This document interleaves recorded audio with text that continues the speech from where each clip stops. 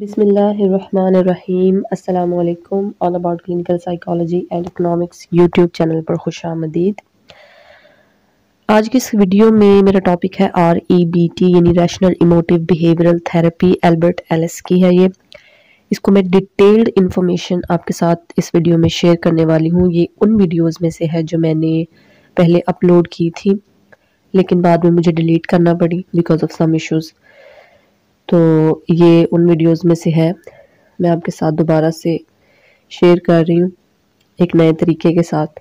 So I hope कि आपको पसंद आएगी ये इन्फॉर्मेशन। तो चलिए स्टार्ट करते हैं ये वीडियो। एलिस की REBT rational emotive behavioural therapy. Herbert mad के अल्फाज में, हर्बर्ट मैड यानी कि ये एक थिंकर है। इंसान में दो आदमी यानी गार का आदमी और समाज का आदमी, यानी एक ही इंसान में दो तरह के आदमी होते हैं। एक गार का आदमी, ठीक है, जो कि बस अपने आप तक महदूद होता है, ठीक है, और समाज का आदमी यानी कि जो सोशल होता है, बहुत मिलने जुलने वाला, मसरूफ कार रहते हैं। ज़रूरत इस बात की है कि इन दोनों आदमियों में खुशगवार तवाज़ुन रहे। अगर ये तवाज़ुन बाकी ना रहे तो कश्मकश शुरू हो जाती है और शख्सियत में इंतशार का बायस बनती है। फ्राइड ने मोहब्बत और नफरत में हिजाबी कैफियत यानी छुपी हुई कैफियत को ढूंढा। योंग ने लाशऊर और शऊर की बात की। एडलर ने तर्ज जिंदगी और खुद नुमाई की और बेचारगी को ज़हनी कमजोरी का बाइस बताया। पॉली ने खौफ और तशवीश को बुनियादी हिजान करार दिया।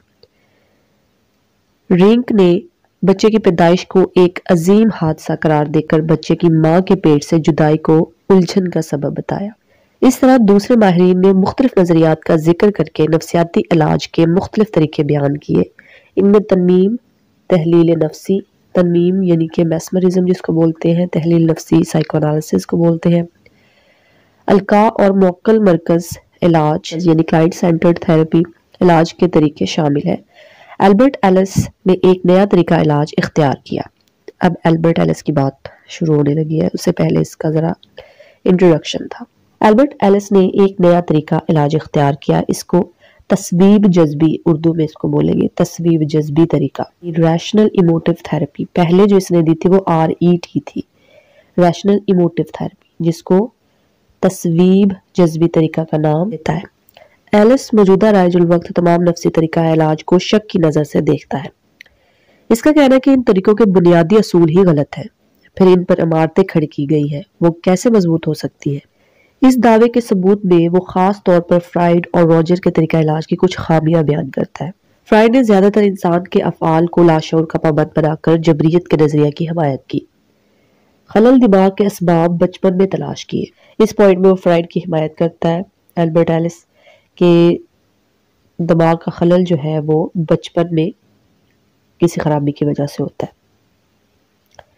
एडिपस उलझन की बात की, इसने एडिपस उलझन की बात की क्योंकि फ्राइड के नजदीक अदम मुताबिकत के ज्यादातर जिम्मेदार बचपन के तजुर्बात पर है, इसलिए वो मरीज के लाशऊरी जज्बात को आजाद लाजम के जरिए मालूम करने की कोशिश करता है, यानी फ्री एसोसिएशन।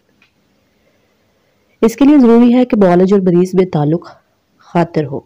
जबरियत यानी एग्रेशन की खामियों के मुकाबले में दूसरे हजरात जिनमें मैस्लो और रॉजर शामिल हैं, फर्द को खुद अपनी जात का मालिक करार देते हैं। वो इंसान को हरकत पसंद हैवान समझते हैं जो अपनी इब्तदाई खामियों को दूर करने की सलाहियत रखता है। खलल दिमाग के शिकार फर्द को अगर मौलिज ऐसे मौके फराहम करे कि वो अपने ख्यालात और जज्बात का इजहार कर सके और इसकी को खुद आगाही का रास्ता दिखाया जाए, तो वो बन जाएगा जो फितरी तौर पर इसको होना चाहिए था। इस तरह इसे न्यूराती राह अमल से निजात मिल जाएगी। न्यूराती यानी न्यूरोटिक की बात हो रही है। यही वजह है कि रॉजर इस बात पर बहुत जोर देता है कि मरीज चाहे कितना ही ज्यादा जज्बाती इख्तलाल में मुब्तला हो, जरूरी और बेहतर हालत पैदा करके इसकी शख्सियत की सेहतमंदाना ताबीर की जा सकती है। इसलिए जरूरी है कि मुआलिज और मरीज में हमदर्दाना नफ्सियाती राब्ता हो।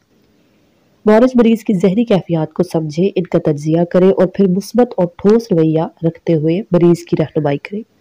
अब हम तस्वीब जज्बी तरीका इलाज जो है उसके बारे में देखेंगे कि ये किस बात पर कायम है।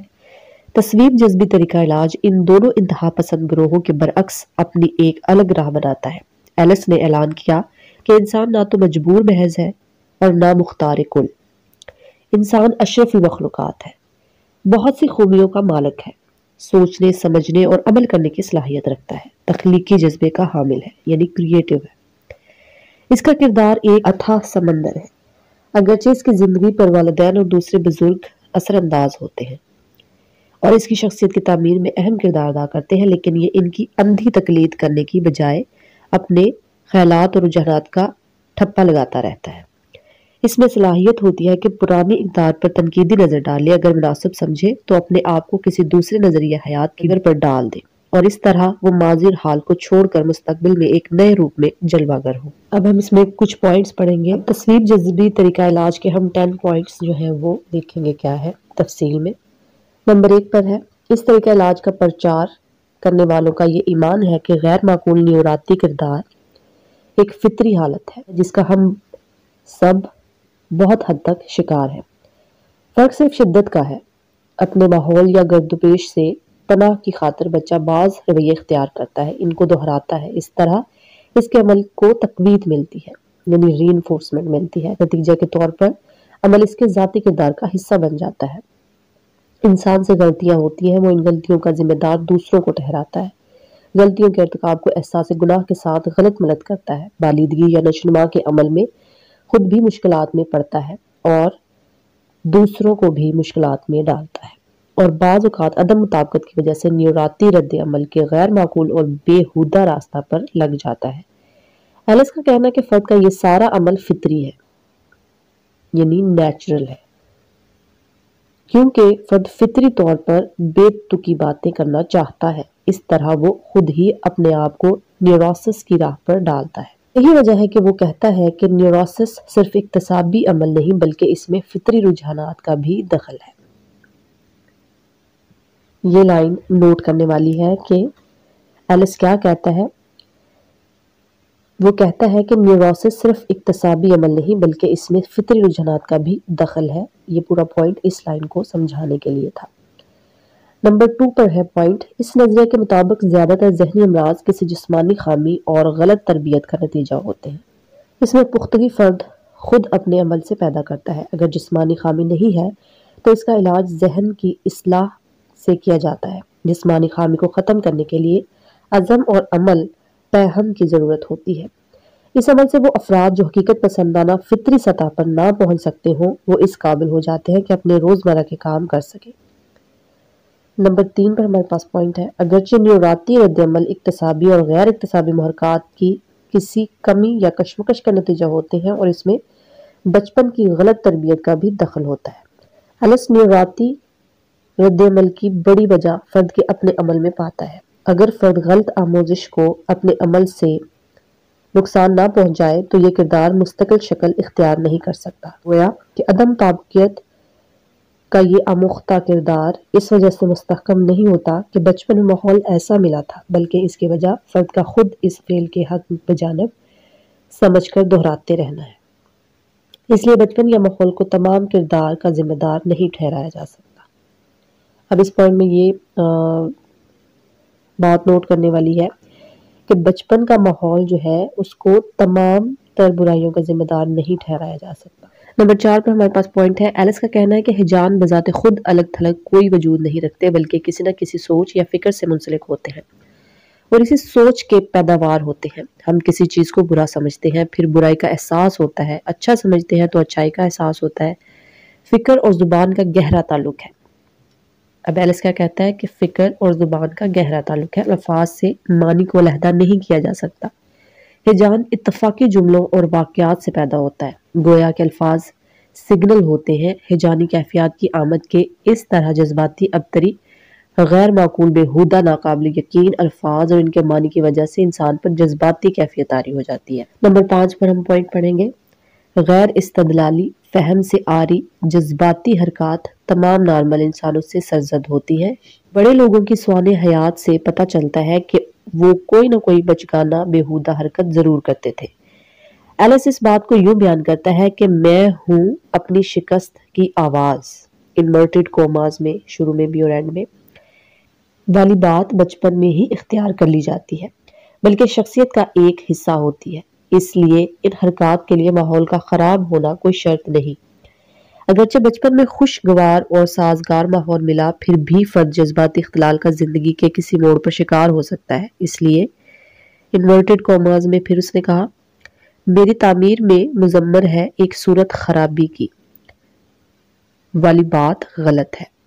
نمبر 6 پر ہمارے پاس پوائنٹ ہے، ایلس کہتا ہے کہ زیادہ تر رسمی رد عمل الزام تراشی کا نتیجہ ہوتے ہیں۔ اگر فرد چاہتا ہے کہ اس کو تکالیف کم ہو تو خود کو اور کسی کو بھی عمل کے سلسلہ میں مورد الزام نہ ٹھہرائے، اپنی ذات کو تمام خامیوں کے باوجود تسلیم کرے اور اس قسم کے معروضی جملے دہرا کر اپنی بے چینی میں اضافہ نہ کرے، یا کہنا کہ میں اپنے پست کردار کو پسند نہیں کرتا، اچھا ہے اس کو بدلوں، میرے افعال غلط اور پست ہیں، میں اچھا انسان نہیں ہوں، اس لیے مصیبتیں اٹھانا میرا مقدر ہے۔ ایلس کا خیال ہے کہ اگر فرد کو ان جملوں کی اصلیت بتا دی جائے تو وہ بے چینی سے بچ جاتا ہے۔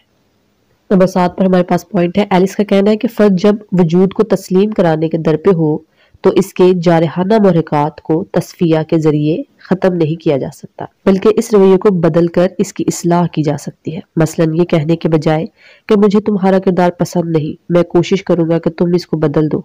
اگر ایسا کرنے میں کامیاب نہیں ہوا تو یہ سوچ کر کہ اس بھری دنیا میں جانے کتنے لوگ تم سے خراب ہوں گے، اگر ایک تم بھی ہو تو کیا حرج ہے، اپنے آپ کو مطمئن کر لوں گا۔ نمبر 8 پر ہمارے پاس پوائنٹ ہے، ایلس نوجوانوں کو تعلیم دیتا ہے کہ انورٹڈ کاماز، اے انسان تو اپنی ہستی کو پہچان، اگر انہیں محبت نہ ملے، ان کی ذات کو مجروح کیا جائے تو رنجیدہ نہ ہو، اگر زیادہ اثر ہو تو تھوڑی دیر کے لیے غمگین ہو جائے، اس کا شکار نہ ہو۔ نوجوان کو ضرورت نہیں ہوتی کہ انہیں چاہا جائے یا اہمیت دی جائے، وہ خود اپنی دنیا آباد کرے۔ ویسے اگر معاشرہ نوجوان کو اہمیت دے، ان سے محبت کی جائے تو یہ پسندیدہ عمل ہے۔ انہیں عملی طور پر بتایا جائے کہ وہ کس طرح مجروح، انا، نفرت، ذلت اور محرومی پر قابو پائے۔ نمبر 9 پر ہمارے پاس پوائنٹ ہے، ایلس کا طریقہ علاج شخصیت کے الف بے جیم نظریہ پر مبنی ہے، جس کے مطابق جب افراد کسی عمل کی وجہ سے عدم طاقت یا جذباتی ابتری میں مبتلا ہوتے ہیں تو یہ مہیج کا رد عمل نہیں ہوتا جو بظاہر اس بے چینی کا سبب نظر آتا ہے۔ دراصل مہیج الف کی تفسیر نقط بے پر ہوتی ہے اور جیم پر رد عمل ظاہر ہوتا ہے۔ گویا کہ انسان واقعات یا اشیاء سے بے چین نہیں ہوتا، بلکہ ان واقعات اور اشیاء کے بارے میں ان کے خیالات ہیں، وہ اسے متاثر کرتے ہیں۔ یہ بات شیکسپیئر نے ہیملٹ میں دہرائی ہے۔ کیا دہرایا اس نے؟ کہ کوئی چیز اچھی یا بری نہیں، سوچ اس کو اچھا یا برا بناتی ہے، اور اسی بات کو وڈ ورتھ نے SOR یعنی سٹیمولس آرگنزم رسپانس فارمولے کا ذریعہ ظاہر کیا ہے۔ ایمرسن کا قول ہے کہ تم دنیا بھر میں گھوم جاؤ لیکن تمہیں کوئی حسین شے نظر نہ آئے گی جب تک تم حسن کو خود اپنے دل میں نہ لیے ہوئے چلو۔ 10 پر ہمارے پاس پوائنٹ ہے، ایلس نے کوئی درجن بھر ایسے نامعقول جملوں کی نشاندہی کی ہے جو فرد کو نیوراتی رد عمل کی طرف لے جاتے ہیں۔ ان میں سے کچھ یوں ہے۔ الف پوائنٹ ہے ہمارے پاس، معاشرہ کے ہر فرد کے لیے ضروری ہے کہ سوسائٹی کے اہم افراد اس سے محبت، اس کے اعمال و افعال کے سلسلے میں ان کی خوشنودی حاصل ہو۔ بے پر ہمارے پاس پوائنٹ ہے، اگر ایک فرد اپنے آپ کو کارآمد سمجھتا ہے تو ضروری ہے کہ وہ ہر شعبہ زندگی کا ماہر ہو۔ جیم پر ہمارے پاس پوائنٹ ہے، یہ خیال کرنا کہ کچھ لوگ خراب، بدمعاش اور شیطان صفت ہوتے ہیں، ان کو سخت سے سخت سزا دی جائے۔ دال پر ہمارے پاس پوائنٹ ہے، اگر کوئی شخص اپنی مرضی کے مطابق کام نہ کر سکے تو اپنے آپ کو مصیبت اور آفت میں مبتلا سمجھے۔ رے پر ہمارے پاس پوائنٹ ہے، حصول مسرت خارجی عمل ہے جو افراد کے قابو میں نہیں۔ سین پر ہمارے پاس پوائنٹ ہے، یہ خیال کہ زندگی کی ذمہ داریوں اور مشکلات کا مردانہ وار مقابلہ کرنے کے بجائے ان سے کنارہ کش ہو جاتا ہے۔ شین پر ہمارے پاس پوائنٹ ہے، یہ خیال کہ فرد کا حال ماضی کا حال ہے اور یہ جس کسی چیز نے شخصیت کو متاثر کیا ہے تو اب وہ ہمیشہ زندگی بھر متاثر کرے گی۔ یہ تھے الف بے جیم دال رے سین شین۔ اب ہم نیکسٹ ڈیٹیل میں پھر پڑھیں گے کہ ہمیں کیا کرنا چاہیے۔ ہمیں چاہیے کہ ان جملوں پر اعتبار نہ کریں۔ ایلس کیا کہتا ہے کہ ہمیں چاہیے کہ ان جملوں پر اعتبار نہ کریں، یہ تو اچھے بھلے انسان کو نیوروٹک بنا دیتے ہیں، قوت ارادی کو کم کرتے ہیں، زندگی سے فرار کی راہ دکھاتے ہیں۔ شخصیت و نفسی علاج کے سلسلے میں دوسرے نظریات سے الگ ایک نظریہ رکھنے کی وجہ سے تصویب جذبی کا طریقہ علاج بھی مختلف ہے۔ اگرچہ معالج خواب کے تجزیہ، آزاد تلازم اور دوسرے طریقوں سے مدد لیتا ہے، لیکن اس کے علاج کا مخصوص طریقہ ہے جس کی چند امتیازی خصوصیات درج ذیل ہے۔ اب نمبر 1 پر ہمارے پاس ہے، اس کی خصوصیات ہمارے پاس 8 خصوصیات ہیں جو ہم پڑھیں گے۔ یہ چند امتیازی خصوصیات ہیں جو ہم پڑھیں گے۔ نمبر 1 پر ہمارے پاس ہے خصوصیات میں سے مریض کو اس بات کا احساس دلایا جاتا ہے کہ وہ خود اپنے استفہامیہ جملوں کے ذریعے ہجانی کیفیت طاری کرتا ہے، اس لیے لازم ہے کہ وہ استدلالی طریقہ سے ان جملوں کا مقابلہ کرے۔ نمبر 2 پر ہمارے پاس پوائنٹ ہے، مریض کو بتایا جاتا ہے کہ انسان کو ناکامی اور کامیابی کو دیکھے بغیر اپنے وجود کو تسلیم کرنا چاہیے۔ اس کو اس بات کی فکر کرنی چاہیے کہ کوئی اس کو پسند کرتا ہے یا نہیں۔ نمبر 3 پر ہمارے پاس خصوصیت ہے، مریض کو اس بات کا عملی درس دیا جاتا ہے کہ وہ بصیرت سے کام لیتے ہوئے اپنی شعوری اور لاشعوری بیہودہ باتوں کو نہ صرف محسوس کرے بلکہ عملی طور پر ان پر حملہ کر کے ان کو ختم کرے۔ یہی وجہ ہے کہ اس طریقہ علاج میں گھر کے لیے کام دیا جاتا ہے۔ مثال کے طور پر اگر میاں بیوی جھگڑا کر کے علیحدہ علیحدہ رہ رہے ہیں تو ان کو زبردستی دوبارہ ساتھ رہنے پر مجبور کیا جائے۔ اس عمل میں معالج مریض کو نصیحت کرتا ہے بلکہ بعض اوقات حکم بھی دیتا ہے کہ وہ یہ کام کرے کیونکہ یہ بھی علاج کا ایک حصہ ہے۔ نمبر 4 پر ہمارے پاس پوائنٹ ہے، معالج نفسی علاج کے دوران پوری طرح حصہ لیتا ہے۔ وہ باتیں سننے کے ساتھ ساتھ خود بھی باتیں کرتا ہے اور بغیر کسی جھجک کے پہلی ہی ملاقات میں مریض کے بیہودہ خیالات کی نشاندہی کرتا ہے۔ نمبر 5 پر ہمارے پاس پوائنٹ ہے، معالج کی کوشش ہوتی ہے کہ کسی خاص بیماری کا علاج کرنے کی بجائے مریض کی عمومی تشویش کو ختم کیا جائے، اس کے نظریہ حیات میں تبدیلی لائی جائے۔ نمبر 6 پر ہمارے پاس پوائنٹ ہے، مریض کو جسمانی خامیوں کے باوجود دنیا میں خوشگوار زندگی بسر کرنے کی تربیت دی جاتی ہے، اس طرح جذباتی طبیعت میں کمی آ جاتی ہے۔ نمبر 7 پر ہمارے پاس پوائنٹ ہے، مریض کے بچپن کی زندگی کی طرف دیکھنے کی بجائے بیماری کا سبب اس کی موجودہ حالت میں ڈھونڈا جاتا ہے، یعنی پریزنٹ سچویشن پر جو ہے وہ غور کیا جاتا ہے اس تھراپی، اور یہیں سے علاج شروع کیا جاتا ہے۔ 8 پر ہمارے پاس پوائنٹ ہے، مریض کی جذباتی کیفیت کو سمجھ کر اس کو بتایا جائے کہ وہ کس طرح اپنے رویے کو ٹھیک کر سکتا ہے۔